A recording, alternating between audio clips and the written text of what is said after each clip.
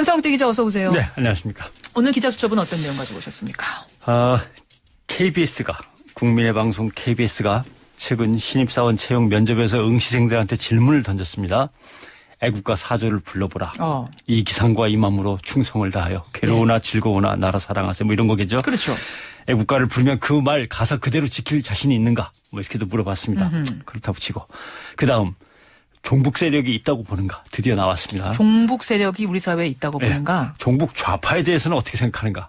뭐 있다면은 그 있는 세력들에 대해서 어떻게 생각하는가 그런 문제인 것 같습니다. 예. 이 질문은 이제 답변 여하에 따라서 마음에 안 드는 사상을 가졌다고 발길질 당할 소지가 다분히 있는 거죠. 이걸 보고선 혹시 그 사람의 사상을 가려내려는 것이냐라는 생각을 하게 하는 질문이네요. 그럴 수도 있어요.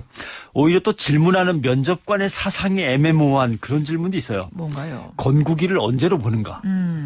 이 건국일 건국절은 이명박 정부 때 뉴라이트 진영에서 등장을 했다가 헌법 전문에 명시된 우리나라의 정통성과 오히려 배치된다고 해서 논란을 벌이다가 결국 사라진 주제죠. 그렇죠. 이걸 다시 꺼냈어요. 그러면 뉴라이트에 동조하는 사람을 뽑으려는 건지 뉴라이트에 동조하는 사람을 속아내버리려고 하는 건지는 모르겠습니다만 특정 사상에 대해서 이념의 기준을 확 갖다 대는 거죠. 그렇군요. KBS는 왜 그랬냐 그러니까 이건 시사 현안에 대해서 균형 있고 다양한 시각을 합리적인 근거로 말하는 거 아닌가. 이 능력을 보려고 했다. 기본적인 자질을 본 것이다. 이렇게 해명을 하는데 그러려면 이건 논술 문제로 나왔어야 됩니다. 되게 어려운 문제이기 때문에. 길게 풀어야 되니까요. 그 자리에서 즉답을 할 수 있는 문제는 아닌데요. 그래요? KBS는 2012년에도 또 그런 질문이 있었어요. 면접관들이 당신은 노조에 대해서 어떻게 생각하는가.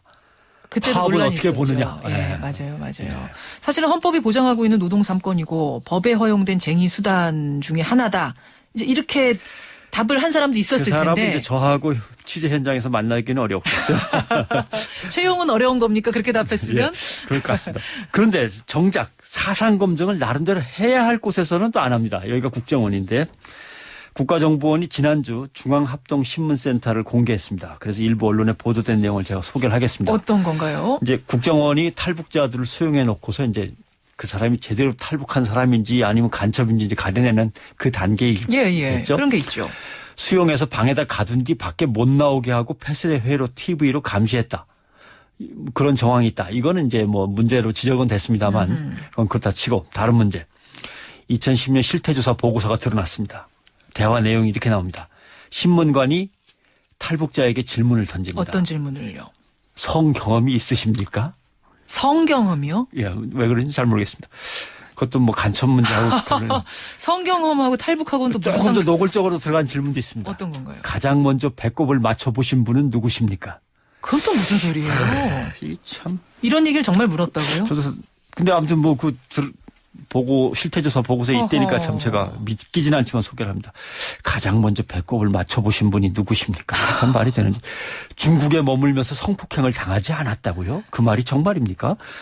그럴 리가 없는데 이런 뜻인가요? 그러게요. 당했다고 해야 마음이 놓인다는 뜻인지는 잘 모르겠습니다. 그러니까 자리가 바뀐 거죠. 지금 KBS 면접관이 국정원 신문관으로 가 있어야 됩니다. 네? 너 애국가 4절 부를 수 있어? 네, 그대로 지킬 자신 있냐? 이 정성으로 뭐 괴로우나 즐거우나 나라를 사랑할 수 있어? 너 종북 세력이 있다고 봐? 아니면 이 나라의 건국절이 언제야? 너 조선인민민주주의 공화국 건립일만 잔뜩 외우고 있는 거 아니야? 우리나라 정부 수립일은 모르는 거 아니야?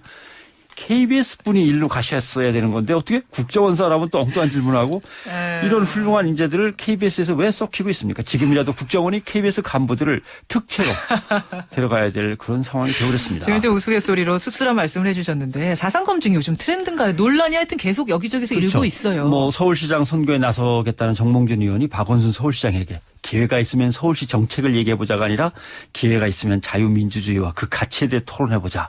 이렇게 또 제안도 했고 새누리당 충남도지사 예비 후보들이 정책 토론회를 가졌는데 홍모 후보가 나서서 민주당 소속이죠. 안희정 지사한테 안 지사의 사상에 대해서 칼날같이 검증을 해야 된다. 사상이 잘못됐다면 석고대죄를 시켜야 한다고 또 주장을 했습니다. 가톨릭 신부 중에서도 군종 신부들을 면접하는데 또 사상 검증에 휘말렸어요. 어떤 식으로요? 국방부가 사상 검증을 벌였는지는 모르겠습니다만 이런 질문을 던지면서 결국 3명을 탈락시켰습니다. 처음 있는 일입니다. 어떤 질문입니까? 군종 신부를 추천받았는데 면접에서 탈락한 게 처음 사상 처음. 제주 해군기지 건설이 하나님의 뜻이라고는 생각하지 않는가? 잠깐만요. 이게 지금 무슨 상당히 어렵죠? 신부님들한테 한 질문인데 제주 해군기지가 나왔어요. 이제 추천을 받아서 갔더니 면접을 하는데 제주 해군기지를 건설하는 게 하나님의 뜻이라고 생각하지 않으시는가? 질문 받으신 분은 뭐라고 대답했느냐면 예. 내용보다는 이행 과정에서 잘못됐다고 봅니다. 그 과정에서 자연이 파괴되고 사람들이 많이 아픔을 당하니까 그게 과연 하나님의 뜻일지 참 모르겠습니다. 라고 답변했습니다. 예. 요즘 유행하는 개그 있죠. 이러면 끝. 또 탈락하는 거죠. 이렇게 탈락하셨어요, 네. 이분? 군종신부 국가관을 묻는데 이런 질문이 가당한 건가? 제가 얘기 하나만 할까요? 6.25 전쟁 때 얘기입니다. 6.25 전쟁에 참전한 미국의 에밀 카폰 신부가 있었어요. 군종신부. 예.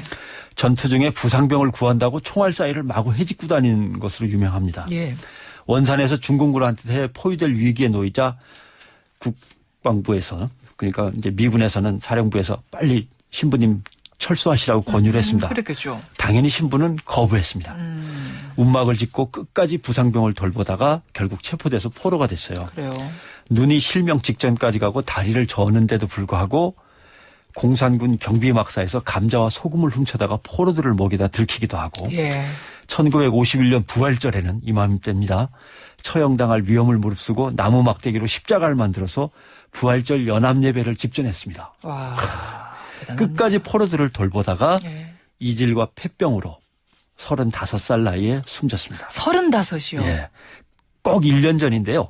지난해 4월 11일 오바마 대통령이 카폰 신부에게 명예훈장을 추서했습니다. 이런 신부를 찾으려고 애써야지 카톨릭에서 해군기지를 반대하죠? 이런 보복성 인사면접이나 하고 해군기지를 멋지게 짓는 것이 하나님의 뜻입니다. 이런 대답을 하는 신부를 찾으려고 한다면 아이고 참 못났다 정말. 여기서 생각하겠습니다. 대법원도 사상검증에 칼날에 오락가락했습니다. 대법원이요? 예. 지난해 10월이죠. 통합진보당 대리투표 사건에서 무죄 판결이 나왔다고 새누리의원들이 요새 좌편향 판결을 보다 보면 화가 납니다. 판결이 과연 적절한 겁니까? 국민의 일반적 눈높이에도 못 맞추는 판결이 아닙니까? 어느 쪽으로 생각하십니까? 뭐 이렇게 대법원을 또 몰아붙이기도 했습니다. 그랬죠. 북한도 하긴 요즘 사상검증이 유행해서 지난달 초에 최룡해 인민군 총정치국장이 체포돼서 요새 뭐 사상 검토 학습을 받고 있다고는 뭐 얘기를 듣습니다만. 그러니까 대한민국 국민에게는 헌법이 보장한 사상의 자유가 있는 거 아닙니까? 우리한테는. 그렇죠. 마구 묻고 따지고 일방적으로 비판할 수 없습니다. 누구든 자기 사상을 또 사람들 앞에서 이실직고하라고 이렇게 몰아붙여질 압박을 받을 그런 책임도 없는 겁니다. 그렇죠.